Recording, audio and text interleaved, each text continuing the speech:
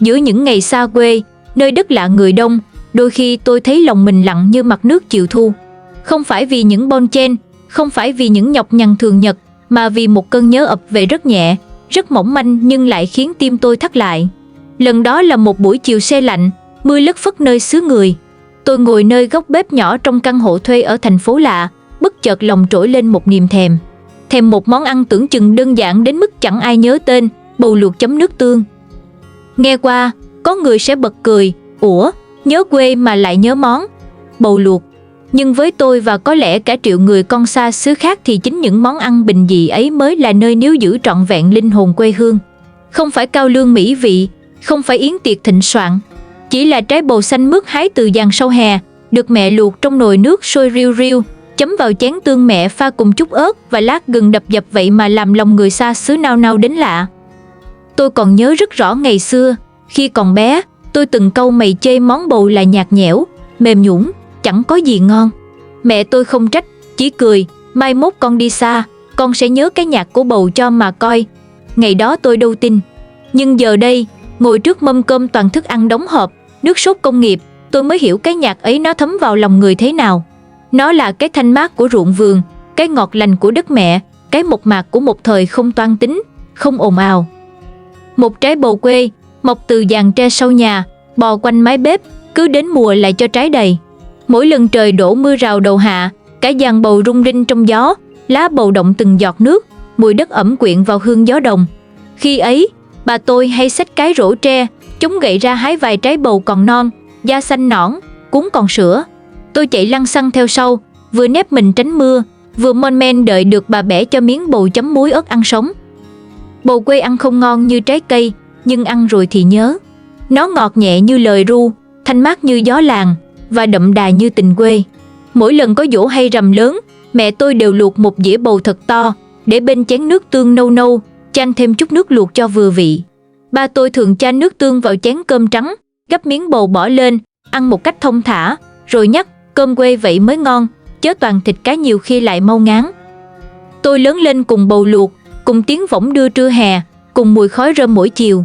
Nhưng tôi chỉ thực sự lớn khi đã bước chân rời khỏi quê, ra đi tìm một tương lai ở nơi khác. Và lạ thay, trong vô vàn món ngon nơi phố thị, chẳng món nào khiến tôi thấy ấm lòng bằng bầu luộc chấm tương quê. Bầu luộc không có gì phức tạp, nhưng chứa trong đó là tất cả những gì tôi gọi là quê hương. Một món ăn đơn sơ, nhưng là nơi neo giữ ký ức. Là bếp lửa mẹ nhóm lên khi gió trở mùa. Là tiếng gọi con về ăn cơm vang vọng trong chiều tà. Là những bữa cơm không mấy đầy đủ, nhưng luôn ấm áp tình thương. Và có lẽ, những người đi xa như tôi, một ngày nào đó rồi cũng sẽ thèm cái nhạc của trái bầu. Thèm cái đậm đà không phải của nước tương mà của tình thân, của ký ức, của một thời chưa biết mùi cô đơn nơi xứ lạ. Ở quê tôi, trái bầu không phải là đặc sản để khoe với thiên hạ. Nó chỉ là một phần rất đổi quen thuộc trong mỗi mái nhà, mỗi khu vườn nhỏ, mỗi chiều quê yên ả. Người ta trồng bầu không phải để bán lấy lời, mà để có cái rau cái quả cho gia đình ăn mỗi ngày. Giàn bầu bò quanh hàng rào, leo trên khung tre nắng cháy, buông rủ những dây tua mềm mại đung đưa trong gió chiều.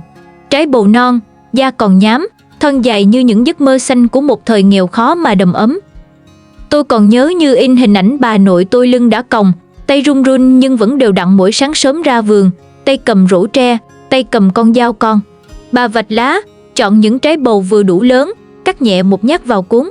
Chất nhựa trắng sữa rịn ra nơi đầu trái, bà thường lấy vạt áo nâu sẫm lau nhẹ, rồi đặt cẩn thận vào rổ như nâng niu đứa cháu nhỏ. Trái bầu khi ấy với tôi không chỉ là một loại rau mà là một phần tuổi thơ bình yên, là tình bà trong từng cử chỉ giản dị. Về nhà, bà trao lại cho mẹ người vẫn luôn cần mẫn bên bếp lửa. Mẹ không xào, không nấu canh, cũng chẳng kho cầu kỳ. Mẹ bảo, trái bầu non mà đem luộc, giữ được cái mát của đất, cái ngọt của mưa. Nồi nước trên bếp bốc khói nghi ngút, mẹ cho vài hạt muối vào rồi thả từng khoanh bầu đã cắt tròn vào luộc. Chẳng mấy chốc, cả căn bếp tràn ngập mùi thơm ngai ngái của bầu chín, cái mùi không thể tìm thấy trong bất cứ nhà hàng nào ở phố thị.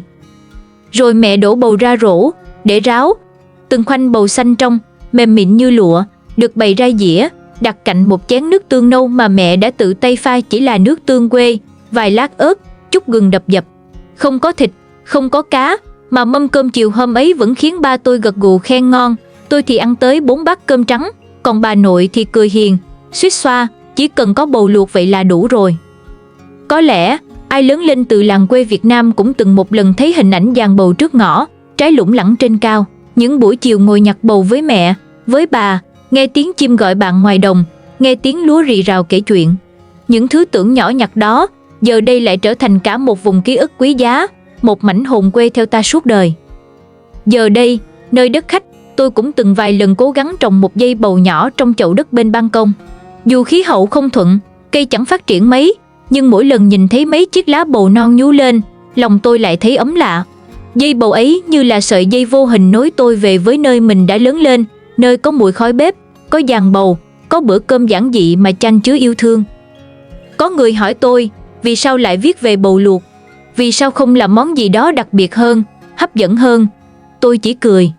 Vì đôi khi, chính những thứ bình dị nhất mới là thứ khiến người ta nhớ mãi không quên. Càng đi xa, tôi càng thấy quê hương không nằm trong những thứ cầu kỳ, mà nằm trong một dĩa bầu luộc chấm nước tương, món ăn chẳng cần tên tuổi, chỉ cần có tình yêu. Nếu trái bầu là hiện thân của đất đai, của mùa vụ, của ruộng vườn thôn quê, thì nước tương lại là linh hồn thầm lặng trong mỗi bữa cơm gia đình Việt. Có thể bạn đã từng ăn nước tương đóng chai nơi siêu thị hiện đại, nhãn mác bắt mắt, khẩu vị được chuẩn hóa theo thị hiếu toàn cầu. Nhưng với tôi và có lẽ với bao người Việt lớn lên từ đồng ruộng, nước tương pha trong chén sành nhỏ trên mâm cơm mẹ mới chính là thứ mang đậm hồn quê hơn cả. Nước tương ngày xưa không phải thứ dễ có, càng không phải loại mua đâu cũng được như bây giờ. Nó được ủ thủ công, bằng thính gạo, đậu nành, muối và nắng.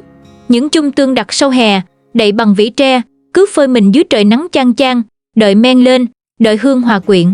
Cái mùi tương quê nồng mà không gắt, mặn mặn, ngọt hậu không thể lẫn với bất kỳ loại nước chấm nào khác.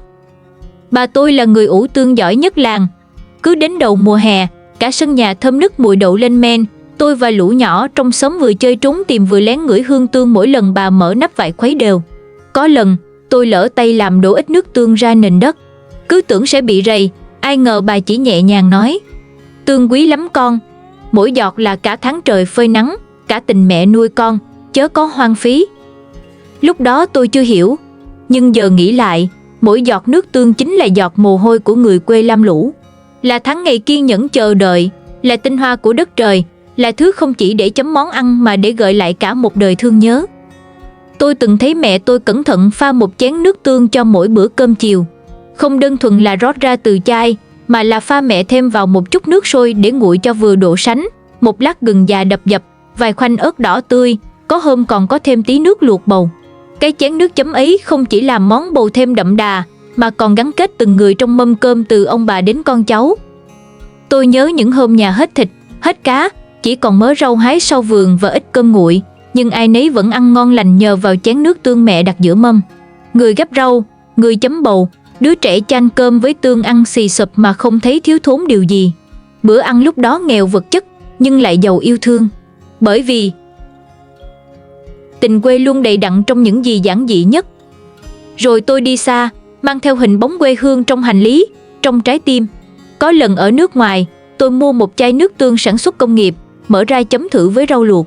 Vị không dở nhưng thiếu hẳn cái tình, cái mùi nắng gió, cái dư âm quê nhà. Tôi thèm cái vị mặn mặn ngọt ngọt của tương bà ủ, cái mùi gừng thơm nồng trong chén mẹ pha, cái cây xé lưỡi của ớt vườn và hơn hết, thèm được ngồi giữa mâm cơm quê, nghe tiếng bát đũa chạm nhau, nghe tiếng mẹ cười dịu dàng, "Này chấm tương thôi, mà ngon ghê ha." Có người từng nói, quê hương không phải là một nơi chốn, mà là một mùi vị, là thứ mà chỉ cần chạm vào vị giác, là lòng bỗng thấy nghẹn ngào. Với tôi, nước tương là mùi vị đó, là khởi nguồn của bao ký ức, là sợi dây gắn kết giữa hiện tại và quá khứ, giữa người đi và người ở, giữa những bước chân tha phương và mái nhà thân thuộc. Có người hỏi tôi, sao chỉ một món bầu luộc chấm nước tương mà anh nhớ hoài không quên? Tôi chỉ cười vì làm sao có thể kể hết được cái tình sâu trong món ăn đơn sơ ấy. Bầu luộc chấm nước tương, thoạt nghe giản dị đến tầm thường. Nhưng với người đi xa, đó không chỉ là một món ăn mà là một mảnh quê nhà còn vương lại giữa đời tấp nập. Là hình bóng mẹ bên bếp củi chiều mưa, là tiếng bà kể chuyện cổ tích trong lúc lặt rau, là giọng cha dặn dò giữa bữa cơm nghèo mà ấm áp. Cái vị ngọt thanh của bầu, cái mặn mòi đậm đà của nước tương, khi hòa quyện lại, không khác gì mảnh hồn quê thấm vào lòng người. Chỉ một miếng chấm thôi, mà như chạm vào cả một vùng ký ức cũ kỹ nơi không có đèn neon, không có ồn ào xe cộ, chỉ có tiếng ếch kêu, tiếng gió ru và tiếng lòng người con xa xứ thổn thức. Bạn có thể đi đến tận cùng thế giới, có thể sống nơi thành phố sáng đèn suốt đêm, nhưng sẽ có lúc, trong một chiều mưa lặng lẽ hay giữa phố xá đông người, lòng bạn chợt thèm một miếng bầu luộc chấm nước tương. Không phải vì đói, mà vì nhớ. Và khi nỗi nhớ ấy đủ đầy, hãy cứ nhắm mắt lại để thấy mình trở về, ngồi trong căn bếp nhỏ, nghe tiếng mẹ gọi về ăn cơm và thấy trong chén nước tương ngày xưa, cả một quê hương vẫn còn nguyên.